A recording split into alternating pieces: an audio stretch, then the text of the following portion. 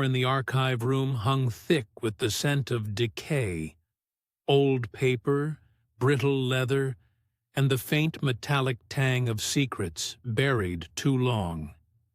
Dust motes swirled like ghosts in the jaundiced glow of a single flickering bulb, casting skeletal shadows over shelves crammed with journals whose spines bore the scars of decades. It was 2024, a year suspended between the feverish chaos of the present and the yawning unknown of the future, and Dr. Leela Voss, her gloves smudged with grime, had just unearthed the kind of relic that rewrites history, or ends it.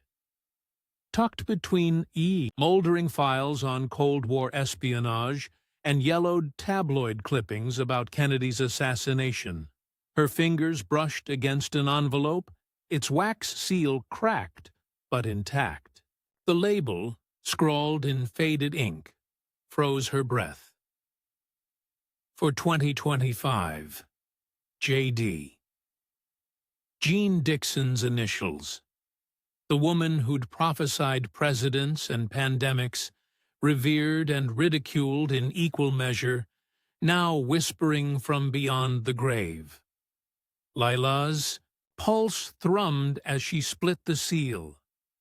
Inside lay a single page, its edges brittle as bone. The prophecy was sparse, ominous in its vagueness. When the veil lifts, the world will bleed truth. The clock's final chime tolls in the shadow of the crowned bear. Nonsense? Maybe. But Dixon's nonsense had once foretold the fall of nations. Lila's throat tightened. A veil lifting, an old metaphor for revelation, for apocalypse, history's curtain torn aside, and the crowned bear, Russia, a zodiac reference? Her mind raced, parsing symbols like a cryptologist disarming a bomb. Outside, rain lashed the barred windows, a rhythmic hiss that merged with the tick of an antique wall clock, a relentless metronome counting down to 2025. The room seemed to contract, walls pressing closer. As Lila traced Dixon's looping script, the researcher in her scoffed. Prophecies were Rorschach tests for the desperate, patterns conjured from chaos. But the chill slithering down her spine argued otherwise. Dixon's predictions had always thrived in ambiguity, a cocktail of astrology, faith, and cold pragmatism. Why bury this one? And why now? A floorboard creaked. Lila spun, clutching the letter. But the room was still. Paranoia, she told herself. Yet the shadows seemed darker now, hungry. She thought of the stories. Dixon's rumored meetings with spies. Her warnings to Nixon about cosmic shifts. What if this wasn't mysticism but a warning? A blueprint, the crowned bear, a regime, a weapon, the veil, disclosure. The words slithered through her mind, conjuring modern specters. AI eclipsing humanity, climate collapse, wars veiled as peace. By dawn, Lila had photographed every glyph, cross-referenced dates, and fallen into a rabbit hole of celestial charts. A rare planetary alignment would occur in 2025. Jupiter in Leo, Saturn in Aquarius. A cosmic crossroads, astrologers called it. Coincidence? Or the heartbeat of Dixon's prophecy? Her hands trembled as she locked the envelope in a safe, its key cold against her palm. But secrets have a way of breathing, of hunting. As she left, the clock chimed once, a sound like a funeral bell, and the final page of her notes fluttered open, revealing a sketch she hadn't made. A prism fracturing into a dozen suns, and beneath it, a date. 2032, the veil, it seemed, was only the beginning. The world first met Jeane Dixon in the electric haze of the 1960s, an era strung between Camelot's promise and Vietnam's dread. She materialized like a specter at society's edge, pearl-clad, Bible in hand, eyes sharp as shattered crystal, peddling prophecies to power brokers and housewives alike. The press crowned her America's psychic, breathlessly chronicling her hits, a warning scribbled in 1956 about a young Democrat president dying in office. Kennedy's blood on Dallas asphalt, 7 years later, and her misses, the certainty that World War III would erupt in 1958, or that a red-headed orphan would unite humanity by 1999. Dixon thrived in duality, a mystic who lunched with Reagan yet wept over astrological charts, her reputation a mosaic of awe and derision. But death in 1997 did not silence her. It only deepened the myth. Decades later, Dr. Elena Marquez, a historian with a scalpel for a mind and a disdain for the supernatural, sifted through Dixon's archives like an archaeologist disassembling a hoax. Her documentary team, funded by a streaming giant hungry for conspiracy content, had turned the Prophetess's Virginia estate into a labyrinth of LED lights and skepticism. Cold reading meets Cold War, Elena muttered, gloved fingers brushing a 1973 diary entry where Dixon scribbled, "The stars will scream in 2025. The crew rolled their eyes. Elena almost did too, until she found the patterns. It began with the symbols. Tucked between horoscopes for first ladies and memos to Kissinger were glyphs that defied Dixon's usual flair, angular, mechanical, akin to circuit boards etched by quill. Then came the dates. March 2025, circled in crimson on a solar eclipse chart. August 2025. Underlined beneath a sketch of a fractured pyramid. Elena's skepticism curdled into unease. These weren't the ramblings of a fame-drunk seer. They were coordinates, a blueprint. Late one night, the estate silent save for the groan of old wood, Elena cross-referenced Dixon's 2025 reckoning with declassified CIA files. A match flickered. Memos from 1972 noting Dixon's private meeting with an Undersecretary of Defense, redacted save for a phrase, "Celestial intervention necessary." Her screen cast a sickly blue pallor as she zoomed in on a symbol from Dixon's journal, 3 concentric circles pierced by a vertical line. The same insignia had been spray-painted near a collapsed dam in Siberia in 2021. A coincidence? Elena's thumb worried her wedding ring, long cold since her wife's death. Another coincidence?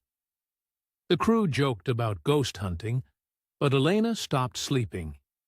In dreams, Dixon's voice slithered through static. "You think truth is a stone, but it's a blade, and it's turning."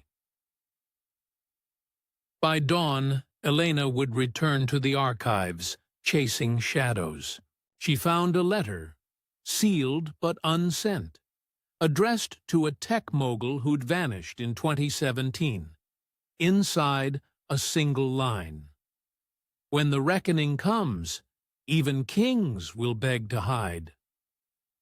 The air in the room grew dense, sour, as if the past were exhaling, a warning. Outside, a storm gathered, and Elena wondered, were the archives a tomb or a hive? And what precisely had Dixon been building in the dark? The charts sprawled across Elena's desk like a constellation of dread.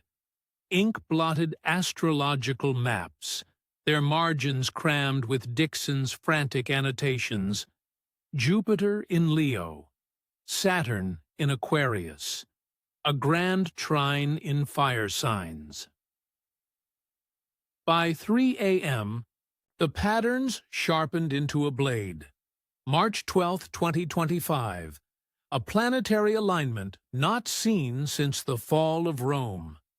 Dixon had circled the date in venom-red ink, scrawling, "The cipher cracks here," beside a sketch of a serpent swallowing its tail.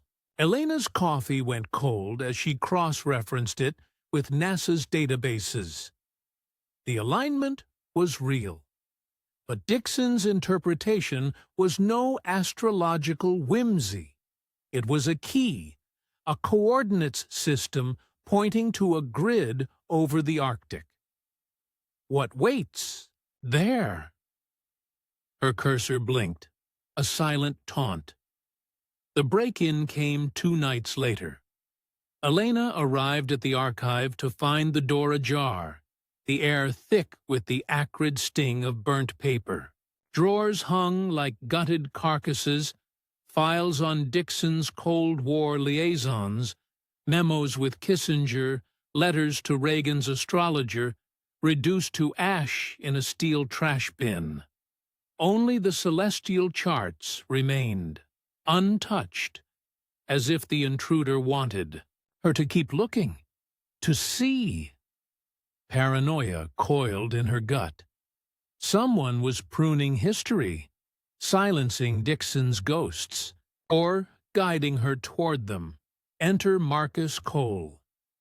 He materialized at her motel the next morning, a man carved from shadows, leather jacket frayed, eyes a storm-gray mirror of the sister who'd vanished. Claudia was on to something, he said, voice sandpaper rough, sliding a photo across the table. His sister, pale and wide-eyed in 2010, standing outside Dixon's estate, holding the same Arctic grid map Elena had just pieced together. Marcus's podcast, Cipher Hunt, had dissected every conspiracy from UFOs to dead drop codes. But this was personal. She called me the night she disappeared, said Dixon's reckoning wasn't a prediction, it was an invitation. Then the line went dead. His jaw tightened. They never found her body. Elena hesitated. Trust was a currency she'd bankrupted years ago after her wife's overdose. Another accident that reeked of staged tragedy. But Marcus's fingers trembled as he played Claudia's final voicemail. It's about the stars, Mark. They're not just watching, they're steering. Static devoured the rest. Outside, rain needled the pavement, and Elena felt the puzzle lock into place.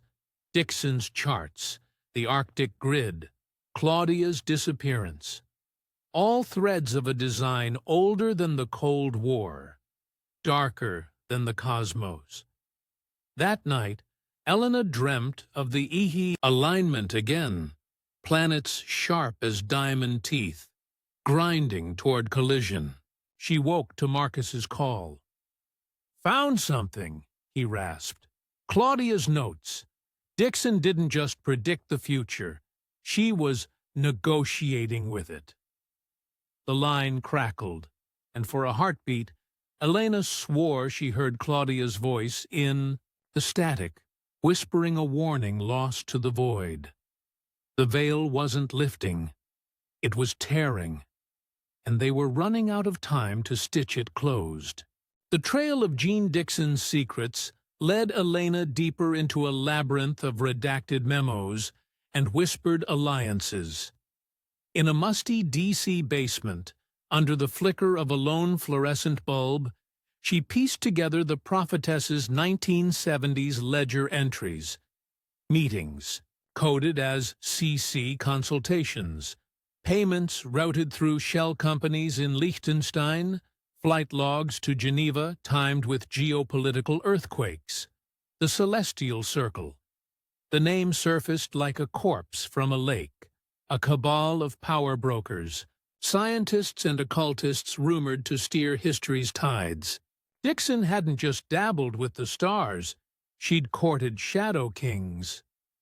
Elena's fingers trembled as she scanned a 79 photo of Dixon flanked by men in ash-gray suits, their faces blurred by time, their hands clasped around a relic resembling a dagger forged from black ice.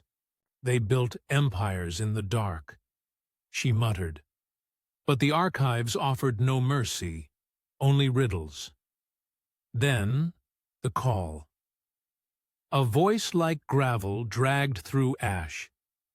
Meet me, or end up like your wife. The threat hung in the air, metallic and cold. At a diner outside Langley, she found him, Thomas Rourke, ex-CIA, his face a topographical map of scars and regret. He nursed bourbon with a sniper's precision.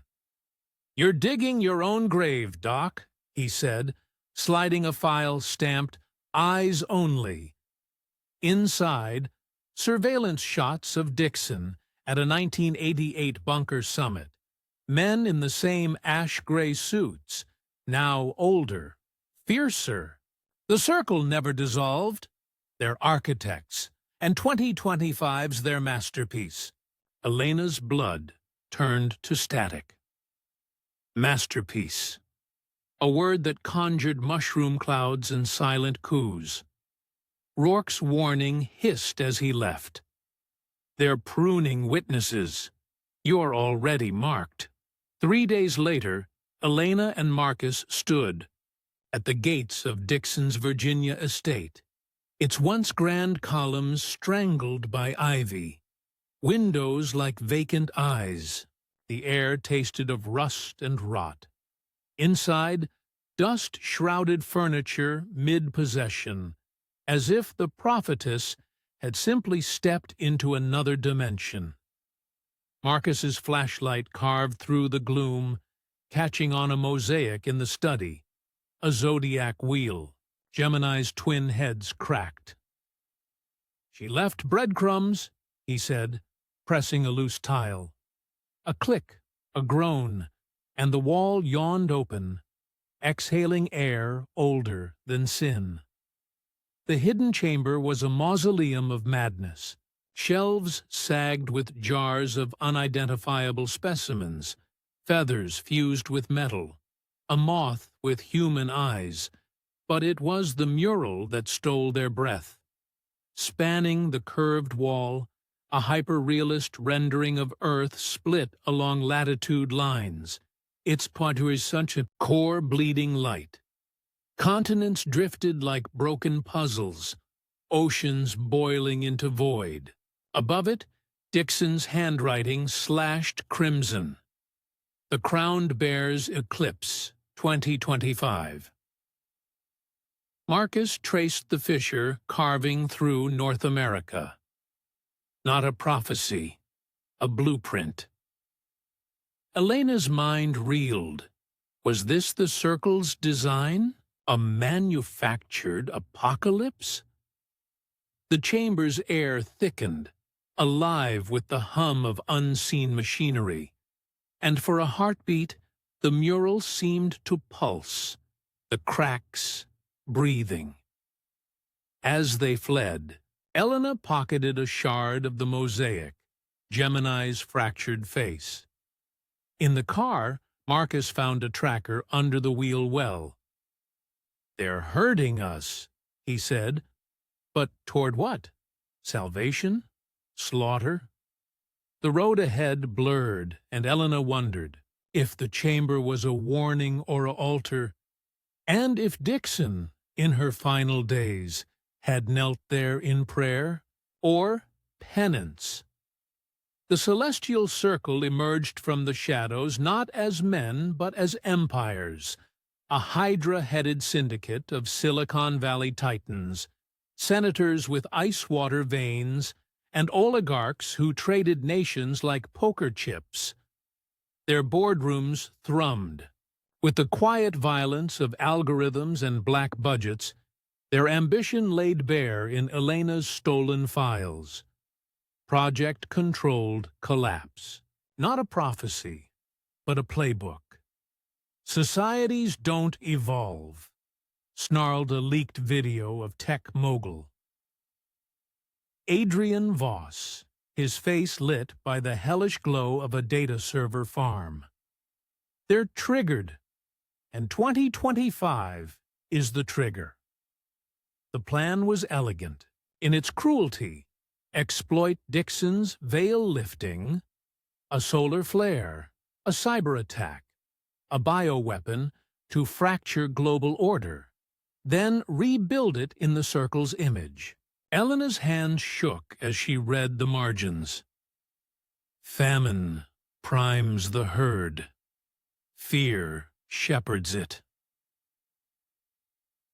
But the past refused to stay buried. Marcus's sister, Claudia, resurfaced in a battered journal mailed to his safe house, its pages smelling of salt and blood. Her 2009 entries detailed a trial run. A lab-engineered virus leaked in Macau. Its spread mapped not by epidemiologists, but by surveillance AI. They're testing the fences, Claudia wrote. Elena's stomach coiled. The COVID pandemic, the lockdowns, the tracking apps had been a rehearsal. 2025 would be the symphony. Marcus traced a finger over Claudia's final entry, a sketch of Dixon's prism relic circled in black. The key is refraction. Truth bends. So does time. The prism. Dixon's last artifact, looted from a Mesopotamian tomb, now lay in an Istanbul vault guarded by mercenaries with hollow eyes. Elena and Marcus moved at midnight, the city a fever dream of minarets and neon. They breached the vault with Claudia's codes, the prism glowing in its case like a trapped star. But the circle was waiting. A bullet kissed Elena's shoulder as they fled into the Grand Bazaar, the labyrinth alive with shouts and clattering steel. Spices stung the air, cinnamon and gunpowder, as they wove through stalls, the prism burning Elena's grip with visions, cities melting like wax, Voss addressing a crowd of hollow-eyed survivors, a new flag snapping in the ash-choked wind, the circle's insignia. Marcus dragged her into a tannery, the stench of dye vats masking their trail. "It's not just a relic," he gasped, clutching Claudia's journal. She wrote it's a recorder. It shows what they've seen, what they've planned. Elena stared into the prism's heart, where light fractured into 1,000. Screaming faces, a montage of every war, every lie, every backroom pact that steered the 20th century. The visions weren't predictions, they were receipts. By dawn, they'd reached the Bosphorus, the water oily under a bruised sky. A speedboat roared to life, hired hackers scrambling the circle's drones. But as Istanbul shrank behind them, Elena knew the truth. The prism wasn't a key. It was a mirror, and the monsters it reflected were already here. The veil was never cloth. It was a cataract, a collective blindness woven from lies as intricate as spider silk. Governments had grafted it over humanity's eyes for decades, AI that whispered. In presidential ears, its sentience buried under lines of code. Climate reports redacted until coastlines drowned. UFO briefings where unknown meant unspeakable. But Dixon's prophecy cracked it open. In a Geneva summit chamber slick with glass and hubris, Elena faced Adrian Voss beneath a ceiling arched like a rib cage, his smile a scalpel's edge. "You misunderstand," he purred, adjusting his cufflinks etched with the circle's insignia. "The veil isn't ours to lift. It's yours to choose. Join us, and we'll let you design the new dark." Behind him, screens flickered with the coming cataclysm. A solar flare, code-named Phoenix, poised to gut Earth's power grid in 72 hours. The Circle's algorithm had predicted it. Their satellites had tracked it, and they'd done nothing. Worse, they'd accelerated it, using ionospheric heaters to magnify the storm. A controlled burn, Voss argued, to purge the old world. To reset the board. Elena's grip tightened on the prism, its edges biting her palm. The relic had shown her the truth. The flare was real. But the panic would be the Circle's masterpiece. Blackouts. Meltdowns. Then, their pre-stocked bunkers would open, not to save, but to own.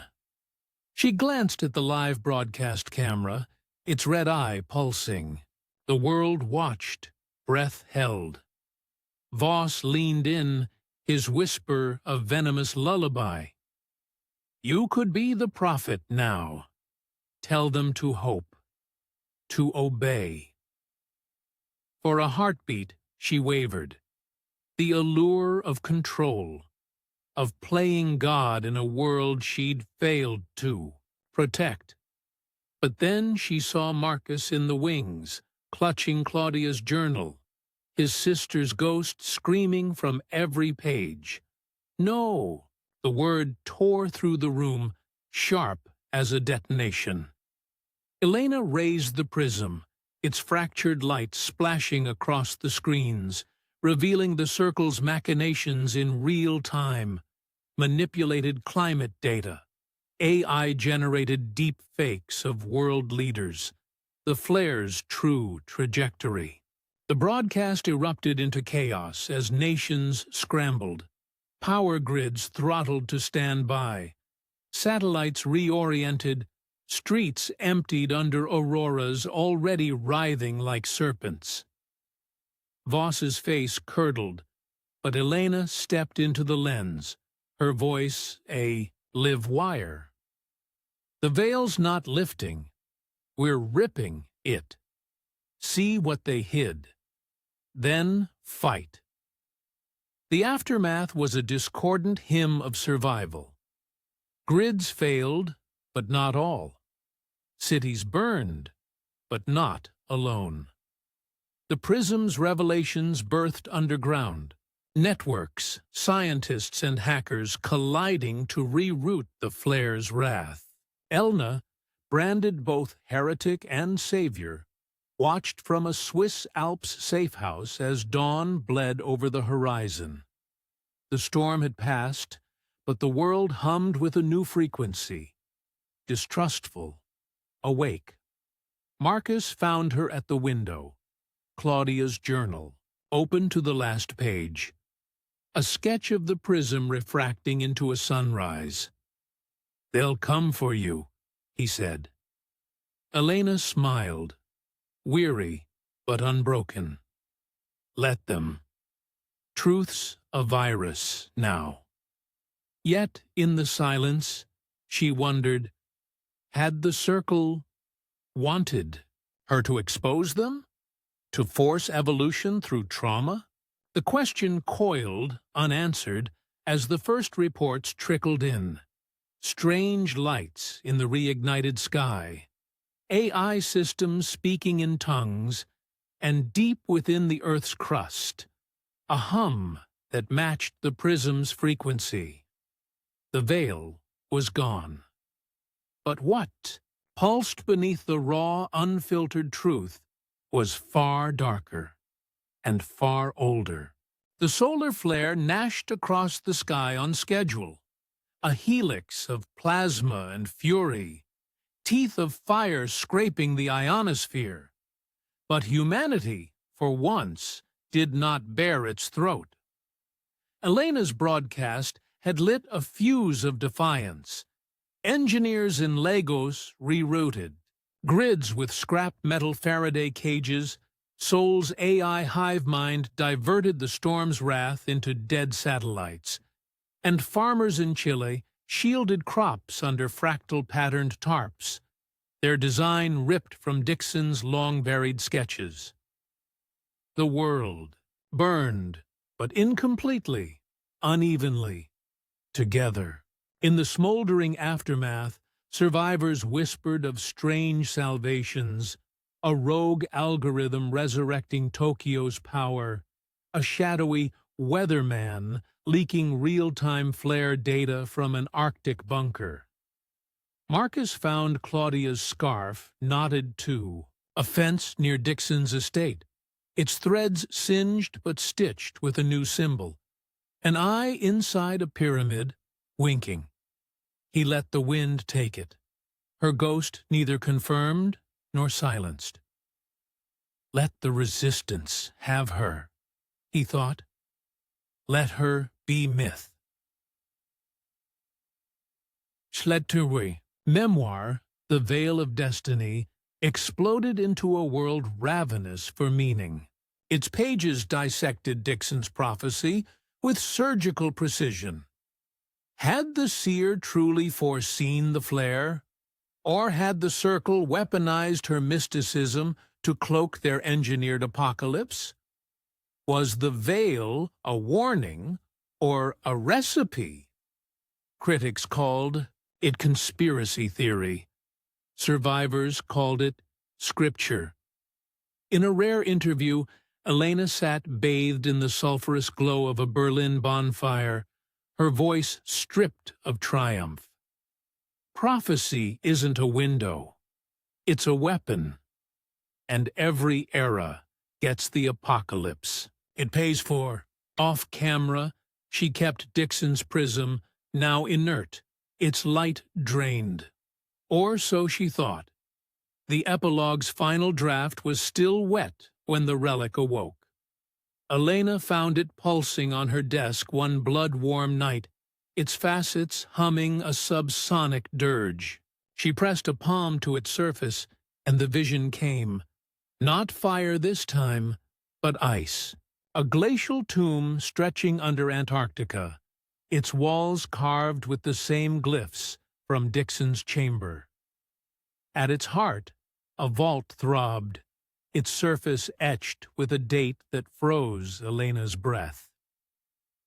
2032. The prism's light died again, leaving her with a silence that screamed. Had she stopped the storm only to trigger a deeper thaw? Or had the circle, ever spiders in the web, allowed her victory to birth a grander endgame? In Geneva, Adrian Voss's cell now overlooked Lake Leman, its waters green-black under a moonless sky. He received no visitors, save the occasional whisper of footsteps outside his door. One night, a guard found his body, lips curled in a smile, a single word scrawled on the wall in his own blood. Ascension. Elena burned the memoir's last chapter. Let history call her a liar.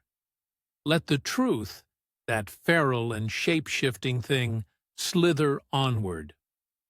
As 2025 bled into 2026, she watched the news feeds, climate cults parsing Dixon's star charts, hackers decoding the Antarctic glyphs, Marcus's podcast airing Claudia's voice reconstructed from static. The veil was gone, but the light it had filtered was not the sun. It was something older, hungrier. On her desk, the prism cracked, a hairline fracture splitting toward 2032. Somewhere, a clock began to tick.